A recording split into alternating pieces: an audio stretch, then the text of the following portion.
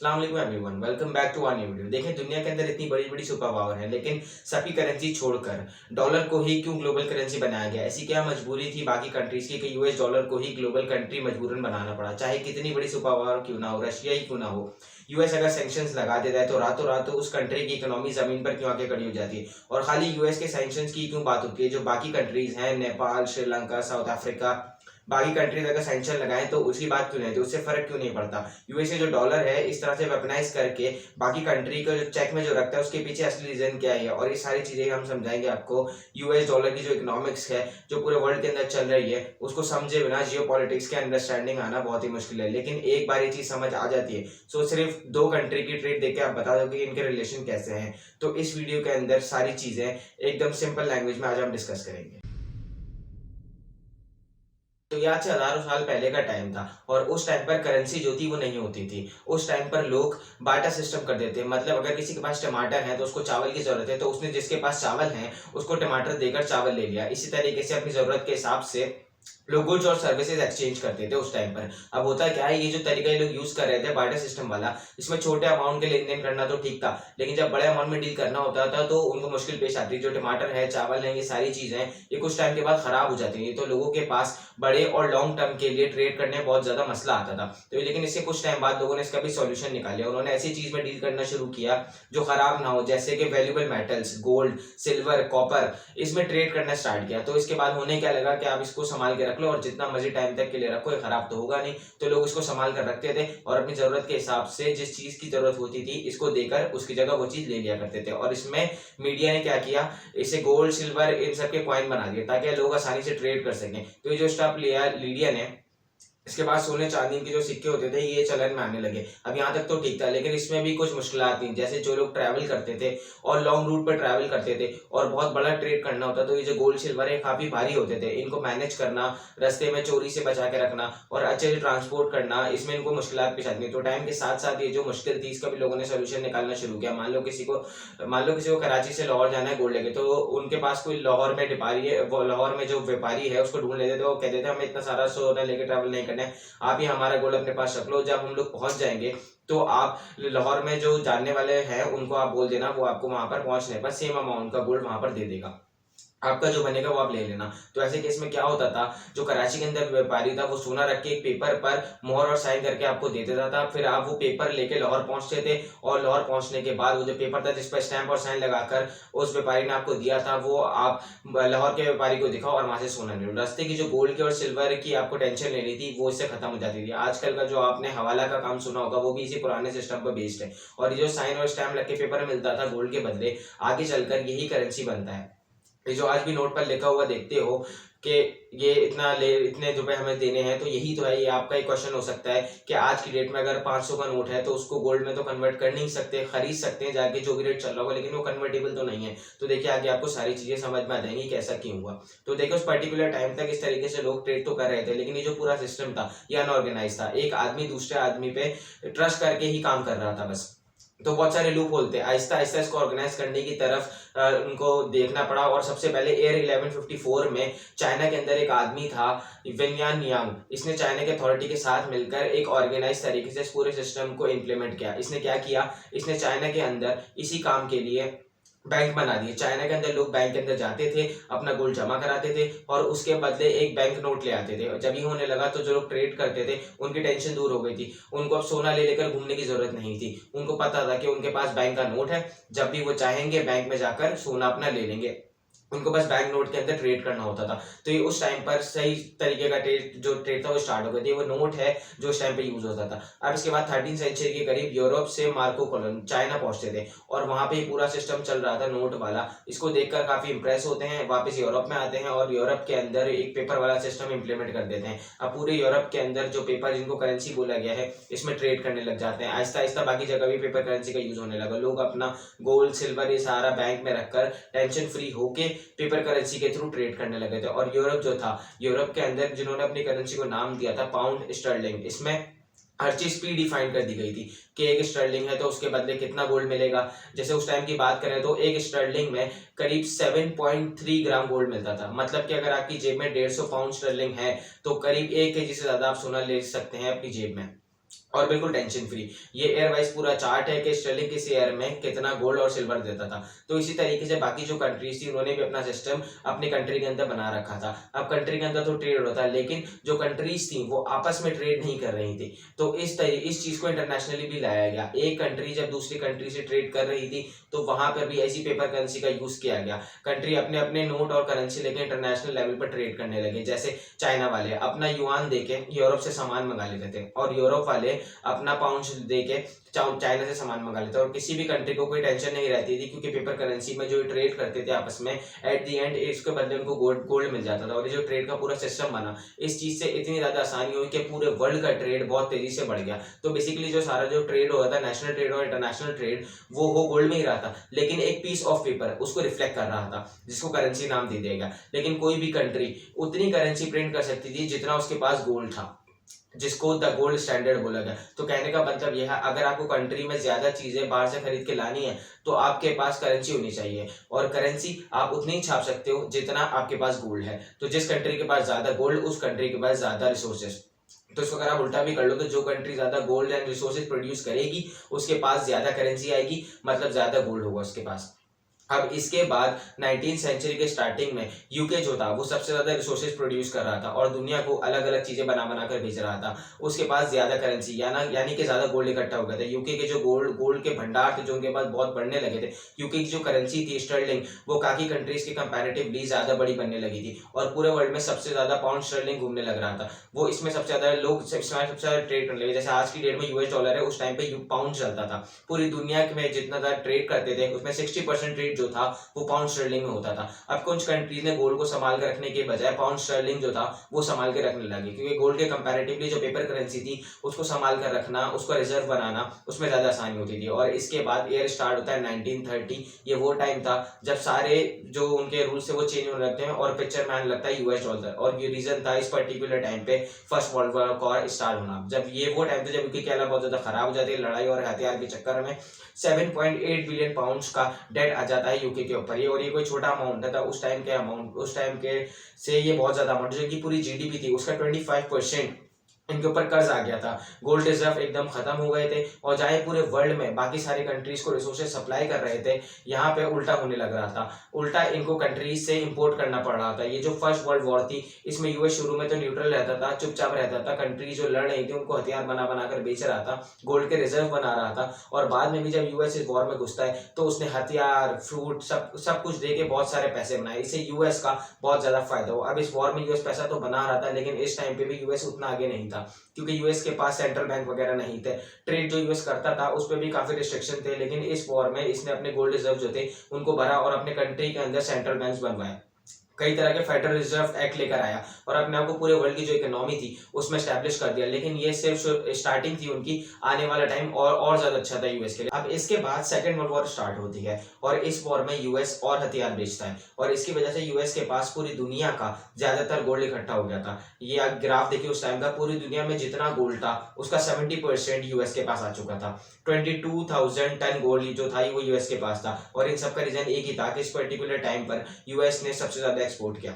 उसको बहुत ज्यादा मौका मिला एक्सपोर्ट करने का, पूरी तरीके से फायदा उठाया यूएस ने इसका। और पाउंड स्टर्लिंग जो पूरे वर्ल्ड में रूल कर रहा था, अब उसकी जगह पे यूएस डॉलर आके बैठ गया था। और जब ये सारी चीजें हो रही थी तो पाउंड स्टर्लिंग को एक और झटका जर्मनी ने भी दिया था। जर्मनी ने क्या किया कि यूके का जो स्टर्लिंग था जिसका बोलबाला था पूरी दुनिया में, इसको खत्म करने के लिए जर्मनी ने स्टर्लिंग पाउंड के फेक नोट बना के मार्केट में डालने शुरू कर दिए, ताकि सारी कंट्रीज का और लोगों का इस करेंसी से ट्रस्ट हट जाए और जो रिजर्व वगैरह स्टर्लिंग पाउंड के हैं उसको भी लोग हटा दें। जर्मनी उस टाइम पे 1 महीने के अंदर 5 लाख फेक नोट प्रोड्यूस करके मार्केट में डाल रहा था। इससे यूके जो था उसको बहुत बड़ा नुकसान हुआ, उसको कोई सोल्यूशन नहीं दिख रहा था। और ये जो सारी सिचुएशन चल रही थी इसका जो फायदा था वो यूएस डॉलर को मिला, और यहाँ से यूएस की मनमानी स्टार्ट होती है। सेकंड वर्ल्ड वॉर खत्म होती है, सारे जो कंट्रीज थे, Britain, Germany, Soviet union, France, एकदम खत्म हो चुके थे। सिर्फ एक यूएस था जो सही कंडीशन में था, बाकी सबके हालात खराब थे। सारी दुनिया का जो गोल्ड था वो यूएस के पास आ चुका था।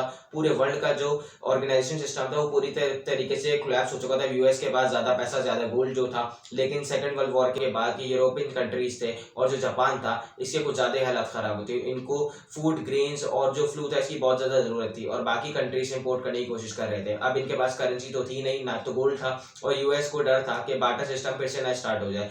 उससे पूरे वर्ल्ड का जो फाइनेंशियल सिस्टम है वो खराब हो जाएगा और यूएस डॉलर का जो एडवांटेज है वो लीड कर रहा था वो खत्म हो जाएगा। तो इन सब चीज़ों से निपटने के लिए 1944 में यूएस के अंदर बैटल नोट्स न्यू हैम्पशायर के माउंट वॉशिंगटन होटल में 44 कंट्रीज के 700 रिप्रेजेंटेटिव इकट्ठे होते हैं इस प्रॉब्लम का सॉल्यूशन ढूंढने के लिए। और इस पूरी मीटिंग का एक ही मकसद था कि एक नया फाइनेंशियल सिस्टम बने जिससे ये जो सिचुएशन है इससे लड़ सके। अब इस मीटिंग में यूएस कहता है ये जो फाइनेंशियल प्रॉब्लम खड़ी हुई है पूरे वर्ल्ड में, ना तो ट्रेड हो पा रहा है, सबकी जो इकोनॉमी है वो एकदम कोलैप्स हो चुकी है, गोल्ड जो है वो बाकी कंट्रीज के पास बिल्कुल इसकी शॉर्टेज आ चुकी है। तो इसका एक ही सॉल्यूशन है कि आप सब लोग एक काम करें, आप अपनी सारी डील्स जो हैं वो खुद की करेंसी की बजाय यूएस डॉलर में करो और हम प्लेग लेते हैं और गारंटी देते हैं कि 1 आउंस गोल्ड यानी कि 28.3 ग्राम गोल्ड इसके बदले हम $35 देंगे। मतलब पूरी दुनिया से कोई भी कभी भी $35 दे के 1 आउंस गोल्ड ले सकता है, हमारे पास इनफ गोल्ड है। या मतलब जो पहले जो कंट्रीज थी अपनी करेंसी को गोल्ड से बैक करती थी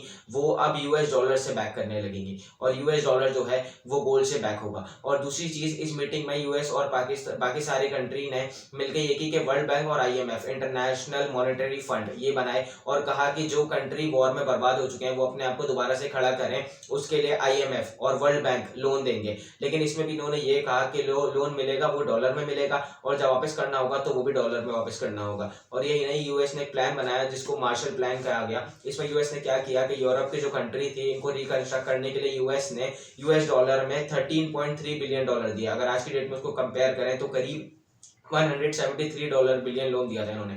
और ये लोन देने के बाद यूएस ने कहा कि आपके पास अब डॉलर हो गए हैं, पैसा हो गया है, इस डॉलर को आप हमसे ही रिसोर्सेज खरीद के आपके जो कंट्री है उसको रिकंस्ट्रक्ट कर सकते हैं, उसको दोबारा से खड़ा करो। ये जो आप देख रहे हैं इतना लोन दिया गया था डॉलर में। आज के भी डेट में आप न्यूज में पढ़ते होंगे country issue bonds denominated in US dollar and repaid in 10 years. मतलब डॉलर में लिया है लोन तो डॉलर में ही वापस देना पड़ेगा और इतने टाइम में देना होगा। यूएस ने शॉर्ट टर्म नहीं, यूएस ने लॉन्ग टर्म सोचा। उसको पता था कि लोन की तो सारे कंट्री में जरूरत है, ले लोन तो लेंगे। और यूएस बहुत ज्यादा डेस्परेट था इस मौके का फायदा उठाने के लिए। पूरे वर्ल्ड में यूएस जो है यूएस डॉलर चलाना चाहता था। वर्ल्ड का जो पूरा फाइनेंशियल सिस्टम था उसके अंदर यूएस डॉलर, उसके अलावा कोई और करेंसी नहीं बल्कि सिर्फ और सिर्फ यूएस डॉलर को ही सर्कुलेट करना चाहता था, क्योंकि इसके बहुत ज़्यादा फायदे थे। और क्या फायदे थे वो भी आगे आपको पता चलेंगे। अब आपको यहाँ पे एक चीज़ कह सकते हैं कि जो सारी कंट्रीज थी यूएस के अलावा ये इतनी बेवकूफ़ थी या इतनी आसानी से मान गई थी, ये भी तो हो सकता था कि ये आहिस्ता आहिस्ता करके अपने आप को रिबिल्ड करती। और जो गोल्ड है वो तो प्रोड्यूस भी होता है तो उसको इकट्ठा करके अपनी कंट्री को आहिस्ता आहिस्ता करके बढ़ा लेती। वो यूएस की बातें मान क्यों रही? तो देखिए गोल्ड जो था वो पूरे वर्ल्ड में मेजरली 2 जगह पे प्रोड्यूस होता था, एक साउथ अफ्रीका, दूसरा सोवियत यूनियन। और ये दो कंट्री थे गोल्ड प्रोड्यूस करने वाले। इनके बाकी जो यूरोपियन कंट्रीज थे उनके बहुत ही खराब रिलेशन थे। यूरोपियन कंट्री ये नहीं चाहते ये गोल्ड प्रोड्यूस करें और हम इनसे फिर खरीदें और इनका फायदा हो। इसलिए उन्होंने यूएस ने जो कहा, जो लोन के तरीके बताए वो चुपचाप एक्सेप्ट कर लिया। और ये बात सच भी है कि यूएस में यूरोप को रीबिल्ड करने में काफी मदद की है। इसलिए आप देखोगे आज की डेट तक इनके जो रिलेशन है वो काफी अच्छे रहे। और मान लो अगर बाकी जो कंट्रीज हैं अगर वो चाहते भी कि यूएस जो कह रहा है उसको ना माने तो उनके पास भी कोई खास ऑप्शन थे नहीं। मैं कहना क्या चाह रहा हूँ इसका एक एग्जांपल समझाता हूँ। मान लो जापान जो है उसको ग्रेन की बहुत ज्यादा जरूरत है, उसने श्रीलंका से बात की, उनसे कहा कि आप हमें ग्रेन दे दो। अब जापान जो है वो श्रीलंका से ग्रेन लेने के बाद उसकी अपनी करेंसी जो येन है उसमें उसको पैसे दे, तो जो पैसा आया जापान जो अपनी करेंसी दे रहा है श्रीलंका उसका करेगा क्या? क्योंकि जो बाकी जो कंट्रीज हैं वो इस जापान की करेंसी को नहीं लेंगी। लेकिन हाँ, अगर इसी डील में श्रीलंका को पता चले कि जापान जो है वो अपनी करेंसी जो है वो यूएस करेंसी दे रहा है तो वो खुशी खुशी लेगा, क्योंकि उसको पता है कि ये जो यूएस डॉलर है इसको मैं अगर यूएस को दूंगा तो उसके बदले में मुझे गोल्ड मिल जाएगा। तो यही रीजन था कि पूरी दुनिया में एक अनसेट कम्युनिकेशन ने बयाना चाहते हुए भी यूएस डॉलर चल रहा था। और उस टाइम पर बाकी जो कंट्रीज थी उनको एक दूसरे की करेंसी पे भरोसा ही नहीं था सिवाय यूएस डॉलर के। वो सिर्फ एक रीजन था कि उनको पता था कि यूएस डॉलर जो है उसके बदले में गोल्ड मिल जाएगा। यूएस डॉलर का यूज करना बाकी कंट्रियों की मजबूरी बन गया था, जैसे आज की डेट में मजबूरी बना हुआ है वैसे उस टाइम पे भी मजबूरी बन गया था। और यही रीजन था कि यूएस जो कह रहा था बाकी कंट्री भी उसे लोन से लेकर ट्रेड तक हर चीज डॉलर में यूज करना शुरू कर दिया था उन्होंने। अब जो यूएस है वो यहाँ पर भी नहीं रुकता है। यूएस को पता था कि जो यूएस डॉलर की इंपॉर्टेंस है अगर इस तरीके से चलेगी तो ज्यादा दिन तक नहीं चल पाएगी। उसने यूके का ही जो पाउंड स्टर्लिंग था उसका हाल भी देखा था। तो यूएस बिल्कुल नहीं चाहता था कि यूएस डॉलर जो है उसका हाल पाउंड स्टर्लिंग की तरह हो। तो ये जो सारी चीजें चल रही थी इसके बाद यूएस ने एक और मास्टर स्ट्रोक खेला। एक्चुअली में जब ये सारी चीजें चल रही थी तो उसी टाइम पे यूएस और यूरोप जो थे उनकी जो कंपनीज थी वो दुनिया भर में ऑयल एक्सट्रैक्ट कर रही थी और उसका ट्रेड कर रही थी। तो ऑयल को ढूंढने से लेकर एक्सट्रैक्ट करने तक सारी जो टेक्नोलॉजी थी वो यूरोप और यूएस जो थे इनकी कंपनीज के पास थी। वहीं पे अरब कंट्रीज जो थी उनके पास तेल तो था, लेकिन उनको ढूंढना, फिर उसको निकालने के लिए जो टेक्नोलॉजी थी उसको ओपन मार्केट में लाके सेल करना, मुनाफा बनाना, इसका आइडिया नहीं था। तो यहाँ से अमेरिका जो है अपना नेक्स्ट मूव लेता है। तो अमेरिकन कंपनीज जो है वो सऊदी के पास पहुंचती हैं और इनकी हेल्प करती हैं ऑयल को एक्सट्रैक्ट करने में। और अमेरिका के इस स्टेप से सऊदी का बहुत बड़ा जैकपॉट लगता है। सऊदी में बहुत बड़ा ऑयल फील्ड निकलता है, और ये जो ऑयल फील्ड था इस पूरे प्रोसेस में एक्सट्रैक्ट करना है इसको, यूएस की कंपनीज क्या करती हैं, बेस बनाती हैं सऊदी के अंदर, और ऑयल को एक्सट्रैक्ट करना, उसको टेक्नोलॉजी यूज करके बाहर मार्केट में भेजना, इस पूरे प्रोसेस में लग जाती हैं। अब यहाँ से सऊदी के सामने दो चीजें थी, एक तो उसको यूएस की हेल्प चाहिए थी और एक्सट्रैक्ट करना और उनकी टेक्नोलॉजी चाहिए थी, दूसरी चीज उनको यूएस की सिक्योरिटी की भी जरूरत है। एक्चुअली में जब वर्ल्ड वॉर चल रहा था तो सऊदी के अंदर यूएस की जो कंपनीज थी उन्होंने अपना बेस वगैरह बना रखा था, ऑयल एक्सट्रैक्ट वगैरह कर रही थी। तो उस टाइम पर इटली ने सऊदी के अंदर जो यूएस की फैसिलिटीज थी उस पर बॉम्ब वगैरह गिरा दिए। तो सऊदी को सिक्योरिटी को लेके भी बहुत ज्यादा कंसर्न था। सऊदी चाहता था कि यूएस इनकी सिक्योरिटी देखे, क्योंकि यूएस जो था वो सुपर पावर था और सऊदी अपनी कंट्री को रिस्क फ्री करके ऑयल का बिजनेस करना चाहता था। तो ये तो थी इसकी बैकग्राउंड स्टोरी। तो होता क्या है, बेटर नोट एग्रीमेंट जब साइन होता है 1944 में, तो उसके एक साल बाद 1945 में यूएस ने सऊदी के जो किंग थे उनको कन्विंस किया कि देखो हम तेल निकालने में आपकी मदद करेंगे, सिक्योरिटी में भी आपकी पूरी मदद करेंगे, बस एक चीज उसके बदले में आपको करनी होगी, वो ये करनी होगी कि जो आप ऑयल बेचोगे पूरी दुनिया भर में, उसमें का बस आपको एक चीज करनी है कि आपको सारी पेमेंट यूएस डॉलर में लेनी है और कोई भी करेंसी है उसको एक्सेप्ट नहीं करना है। अब सऊदी जो था वो बड़ी आसानी से इस चीज के लिए एग्री हो जाता है, क्योंकि उसके पास वैसे भी कोई ऑल्टरनेटिव नहीं था। दूसरी चीज, अगर बाकी किसी करेंसी में वो लेता भी तो उसका इतना भरोसा नहीं था। तो यूएस डॉलर में एटलीस्ट ये तो है कि वो गोल्ड में कभी भी कन्वर्ट कर सकता है। तो सऊदी जो था वो बड़ी आसानी से इस चीज को मान जाता है। तो जो बाकी कंट्री थे उनके सामने एक और चीज आके खड़ी हो गई थी कि अगर आपको कंट्री के लिए ऑयल चाहिए तो आपको किसी और करेंसी में नहीं मिलेगा, आपके पास यूएस डॉलर होना कंपलसरी है, इसलिए आपको वो रिजर्व में यूएस डॉलर रखने पड़ेंगे अगर आपको ऑयल चाहिए। जो ऑयल था वो मॉडर्न इकोनॉमी का सबसे पावरफुल प्रोडक्ट था, और सऊदी की जो डील हुई थी उसके बाद बाकी जो ऑयल कंट्रीज थी उन्होंने भी डॉलर में ही ऑयल को एक्सेप्ट करना शुरू किया, क्योंकि उनके सामने भी सेम चैलेंजेस थे। और सऊदी अगर ऐसा ऑप्शन दे रहा है डॉलर का तो उसका एक एडवांटेज है, जो बाकी अरब ऑयल कंट्रीज थी उनको भी डॉलर में ऑयल बेचना स्टार्ट कर दिया। अब इसके बाद क्या होता है कि यूएस अपने आप को थोड़ा और पुश करता है। यूएस को लगा उसके डॉलर जो पूरी दुनिया में फैले हुए हैं सारी की सारी कंट्रीज एक साथ तो गोल्ड को कन्वर्ट करवाने आएंगी नहीं। तो यूएस ने क्या किया, जितना गोल्ड उसके पास था उससे ज्यादा करेंसी प्रिंट कराना स्टार्ट कर दिया, और इंटरनेशनल मार्केट में यूएस के पास जितना गोल्ड था उससे ज्यादा यूएस डॉलर वो बेचने लगा। और इसके यूएस ने जो किया उससे सच में पॉसिबिलिटी बहुत कम थी कि सारी कंट्री सारे लोग एक साथ आ जाएं और यूएस डॉलर को कन्वर्ट करा के गोल्ड ले लें। लेकिन एक सिचुएशन ऐसी थी जब ये हो सकता था, ये सब एक साथ आकर यूएस डॉलर देकर गोल्ड लेने की डिमांड करते, और वे सिचुएशन ये थी कि अगर बाहर जो गोल्ड मार्केट है उसमें अगर गोल्ड के प्राइस बढ़ गए तो ये चीज हो सकती थी। जैसे मान लें आपके पास $1 है, यूएस कह रहा है $1 के बदले वो आपको 28 ग्राम यानी कि 1 आउंस गोल्ड देगा। वहीं बाहर जो गोल्ड मार्केट है वहां पे अगर $1 के बदले में 40 ग्राम या उससे ज्यादा मिलने लगे तो आप क्या करोगे, यूएस से सस्ते में खरीद के बाहर गोल्ड मार्केट में महंगे में बेच दोगे। इससे हर किसी का बहुत ज्यादा फायदा होगा। तो यूएस को ये ध्यान रखना था बाहर जो गोल्ड मार्केट है उसके रेट यूएस डॉलर के आसपास ही रहे, वरना वो बहुत बड़ी मुश्किल में फंस जाएगा। तो यही रीजन था, यूएस की मजबूरी बन गई थी कि गोल्ड मार्केट जो प्राइजेस है उसको स्टेबल रखना, यूएस डॉलर जितना ऑफर कर रहा उसके आसपास रखना, क्योंकि गोल्ड मार्केट में जो गोल्ड का प्राइस होता है वो डिमांड एंड सप्लाई से ऊपर नीचे होता है। मार्केट में ज्यादा गोल्ड आया, डिमांड कम हुई तो सस्ता हो जाएगा गोल्ड, और कम गोल्ड बचा और जब डिमांड ज्यादा हुई तो महंगा हो जाएगा गोल्ड। और ये जो डर था यूएस के लिए बहुत ही बड़ा था। तो यूएस ने इसके लिए एक प्लान बना के रखा था। उसने 8 कंट्रीज जो उसकी बहुत क्लोज थी, जिन्होंने बहुत उससे डेट ले रखा था यूएस से, उनका एक पूल बनाया और वो गोल्ड का पूल बनाया। मतलब सारी ये जो 8 की 8 कंट्रीज थी अपने गोल्ड की पूल को बनाकर एक जगह रखती थी। और उसके बाद ये क्या करती हैं, लंदन की जो सबसे बड़ी दुनिया की सबसे बड़ी गोल्ड मार्केट है उसकी डिमांड एंड सप्लाई को मैनिपुलेट करने लगती है। मतलब कि अगर गोल्ड की डिमांड बढ़ जाए तो लोग मार्केट के अंदर जो लोग ये लोग गोल्ड बेचना स्टार्ट कर दें, और डिमांड कम हो जाए तो मार्केट में गोल्ड खरीदना शुरू कर दे। मतलब खरीद बेच करने का मेन मकसद था कि डॉलर का जो रेट है उसके आसपास रखना और डिमांड एंड सप्लाई को मेंटेन करके रखना। लेकिन ईयर 1967 आते आते ये जो यूएस ने गोल्ड का पूल बनाया था इसमें जो बहुत सारी कंट्रीज थी उनका थोड़ा नुकसान होने लगा, तो ये कंट्रीज फ्रस्ट्रेट हो गए, पूल से बाहर निकल गए। तो ये जो प्लान था यूएस का, ये एक तरह से काम करना बंद कर दिया, यूएस एक मुश्किल में फंस जाता है। इस इंसिडेंट के बाद यूएस इतना ज्यादा पागल हो गया था, यूएस ने यूके के अंदर फोन घुमाया और लंदन के जो क्वीन थे वो कन्विंस कर लिया, और क्वीन से उनसे परमिशन लेके पूरा जो लंदन का गोल्ड एक्सचेंज जो मार्केट था उसको बंद करवा दिया। मतलब कि डिमांड सप्लाई का पूरा किस्सा ही खत्म कर दिया। अब वहां पे ना तो कोई गोल्ड खरीद सकता था ना ही कोई बेच सकता था। और इसी टाइम पे यूएस का जो गोल्ड रिजर्व था वो भी कम होने लगा था। ये देखिए यूएस का जो गोल्ड रिजर्व था वो 1960 आते आते इतना नीचे पहुंच गया था। इसके साथ साथ यूएस के जो प्रेसिडेंट बने थे रिचर्ड निक्सन, उन्होंने बाकी कंट्री कंट्री में बुली करने लगे कि डॉलर को गोल्ड में मत कन्वर्ट करो। तो ये सारे इंसिडेंट हुए थे, जैसे लंदन का मार्केट बंद करा दिया गया था।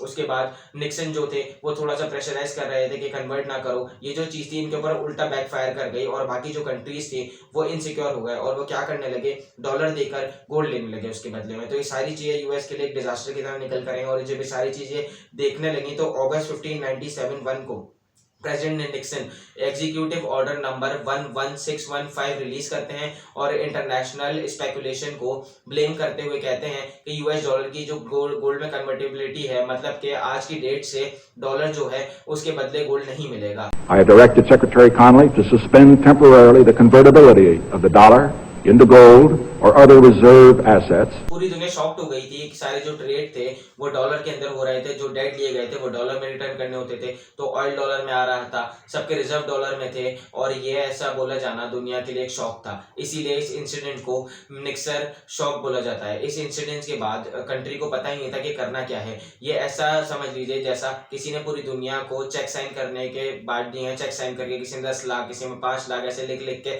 चेक साइन करके बांट दिए हैं और बाद में पता चलता है कि चेक तो है लेकिन उसको इन कैश नहीं करा सकते आप। तो अब लोग क्या कर रहे हैं, उसी चेक को एक दूसरे को देकर सामान ले और दे रहे हैं। और जो सारे जो कंट्रीज हैं उनके सामने सबसे बड़ी मुश्किल ये थी कि अगर वो गुस्सा भी हो जाएं कि कहें कि हम डॉलर नहीं यूज करेंगे, तो डॉलर नहीं यूज करेंगे तो उसके बदले में ऑल्टरनेटिव क्या है, उसका सॉल्यूशन उनके पास नहीं था। अब ये सऊदी जो था वो भी उसके पास पहुंचता है कि ये हम इधर ऑयल बेच के डॉलर इकट्ठे करें और आपने ऐसा कर दिया, हम कन्वर्ट ही नहीं करा सकते गोल्ड में, डॉलर की अब वैल्यू क्या बची। तो यूएस ने सऊदी से कहा कि आपको टेंशन लेने की कोई जरूरत नहीं है, आप जो ऑयल को बेच रहे हैं उसको डॉलर में ही बेचते रहो एज इट इज, और जो डॉलर आपको ऑयल बेचने से आ रहा है उस डॉलर को आप यूएस के अंदर इन्वेस्ट करो, हमारे जो रिसोर्सेज हैं उनको उसी डॉलर से आप खरीद के अपने कंट्री में मंगाओ, हमारे जो बॉन्ड्स हैं, हमारे जो कंपनीज हैं उनके आप इन्वेस्ट करो उसके अंदर, हम आपको हर तरीके से मदद करेंगे। ऑयल बेच का जो आपके जो यूएस डॉलर आ रहे हैं वो आपका खराब नहीं होगा, आप बिल्कुल बेफिक्र होकर ऐसे करते रहो और ऑयल को जो है वो यूएस डॉलर में ही लो। अब सऊदी के लिए मजबूरी थी, उसके बाद कोई दूसरा सोल्यूशन तो था नहीं इस चीज का, तो वो मान जाता है।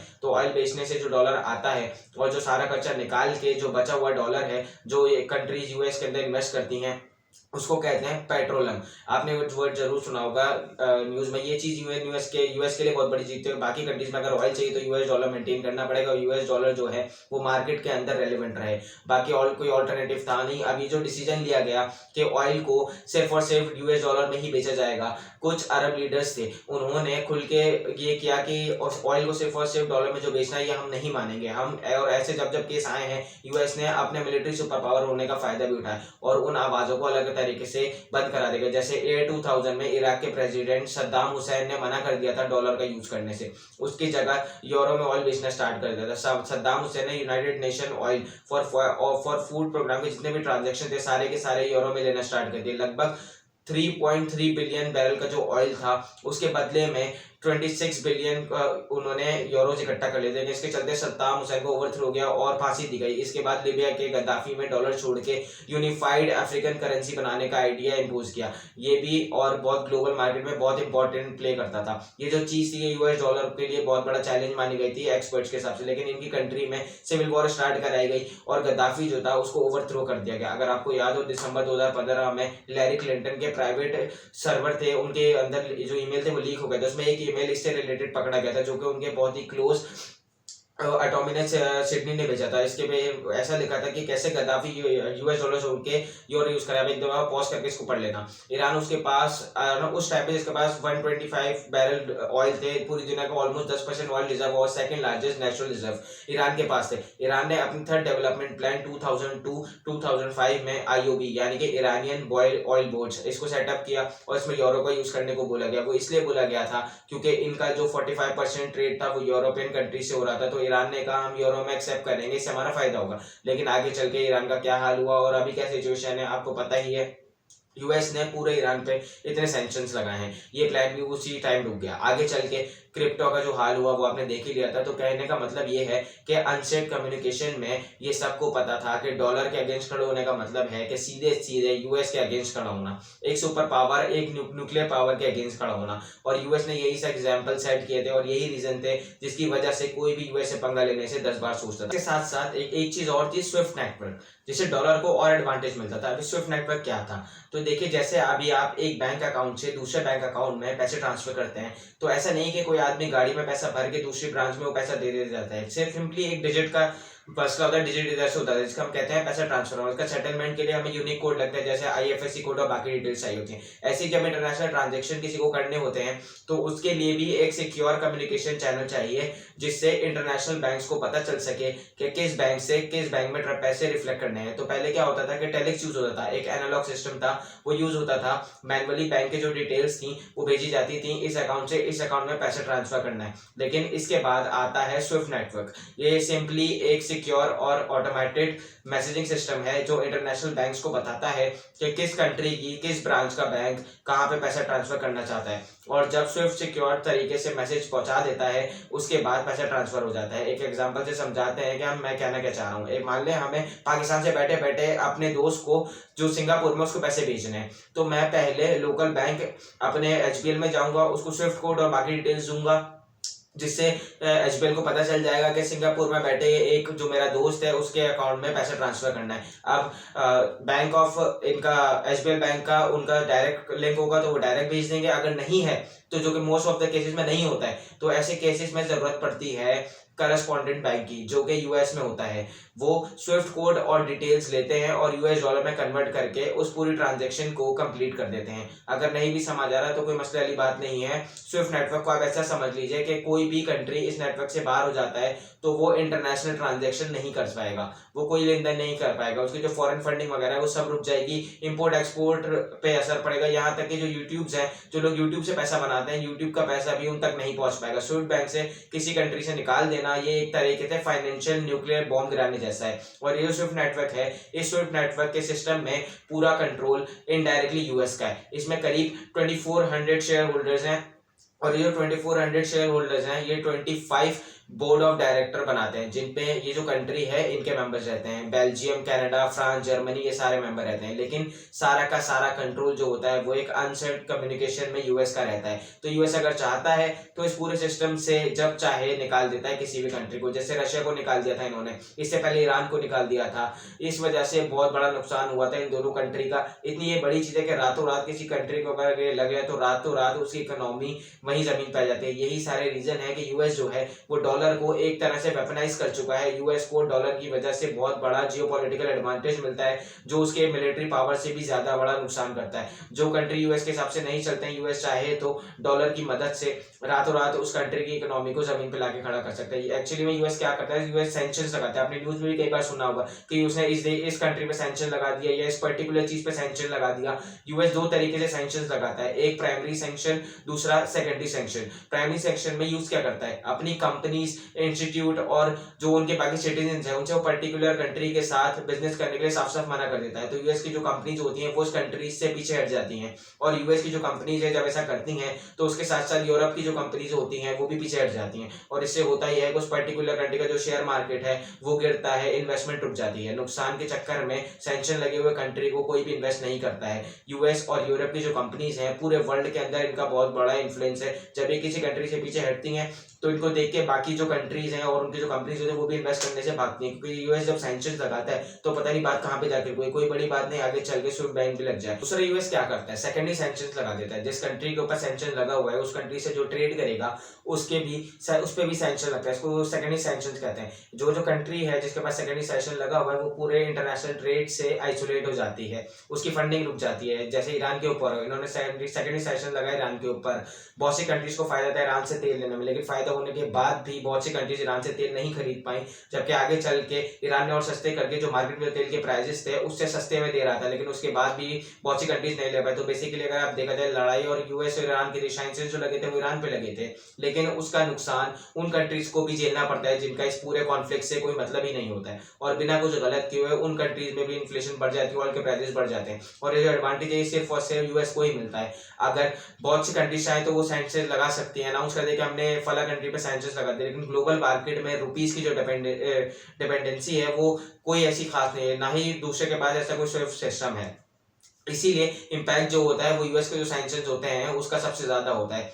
पूरे वर्ल्ड में यूएस की सैंक्शन जो है उसकी जो कॉस्टिंग है बहुत भारी पड़ती है लोगों पर। अभी रशिया के ऊपर जब यूएस ने सैंक्शन लगाए थे तो सारी कंट्रीज पीछे हट गई थी, लेकिन इंडिया ने फिर भी रशिया से ऑयल खरीदा था। एक्चुअली में यूएस को इंडिया को थोड़ा झेलना पड़ता है चाइना की वजह से। ऐसा इसलिए क्योंकि यूएस इंडिया को चाइना के काउंटर के लिए देखता है, इसलिए ज्यादा कुछ नहीं हुआ इंडिया के साथ। लेकिन अगर कोई और कंट्री ऐसा करती तो उसको मसले में पड़ जाती। तो कहने का मतलब ये यूएस की जो मिलिट्री पावर है उससे ज्यादा उसकी इकोनॉमिक पावर जो है वो मसला करती है, और इस इकोनॉमिक पावर को अगर कोई वीक करने की कोशिश करता है तो इनकी मिलिट्री पावर निकल के आती है। और इस चीज का फिलहाल तो किसी के पास कोई सॉल्यूशन नहीं है। लेकिन बाइडेन ने रशिया के ऊपर जो स्वीट बैन लगाई यूक्रेन वॉर पे, ये एक तरह से एक्सपर्ट का मानना है कि अपने पैर पर कुल्हाड़ी मारने जैसा है, क्योंकि इससे सिर्फ रशिया के ऊपर ही सैंक्शन नहीं लगे हैं, बाकी पर सबका भी बहुत नुकसान हुआ है। और यही रीजन है बाकी कंट्रीज जो हैं वो अल्टरनेटिव ढूंढ रहे हैं इस पर्टिकुलर चीज के लिए। पिछले कुछ महीने से बाकी कंट्रीज भी इस सैंक्शन से परेशान होकर, जैसे चाइना, रशिया, अर्जेंटीना, ब्राजील से लेकर साउथ अफ्रीका तक, सब अपनी डॉलर के ऊपर जो डिपेंडेंसी है